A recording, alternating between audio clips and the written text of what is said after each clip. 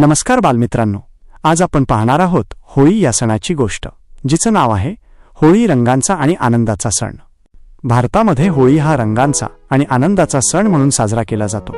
फाल्गुन महिन्यात येणारा हा सण वाईटावर चांगल्याचा विजय दर्शवतो। या सणामागे भक्त प्रल्हाद आणि होलिका यांची कथा सांगितली जाते। राजा हिरण्यकश्यपूला स्वतःला देव मानले जावे असे वाटत होते, पण त्याचा मुलगा प्रल्हाद भगवान विष्णूचा भक्त होता। रागावलेल्या राजाने प्रल्हादाला शिक्षा देण्याचा प्रयत्न केला। त्याची बहीण होलिका हिला अग्नीत न जळण्याचा वर होता। ती प्रल्हादाला मांडीवर घेऊन अग्नीत बसली, पण भक्तीच्या शक्तीमुळे प्रल्हाद वाचला आणि होलिका जळून गेली। त्याच्या स्मरणार्थ होळीच्या आदल्या दिवशी होलिका दहन केले जाते।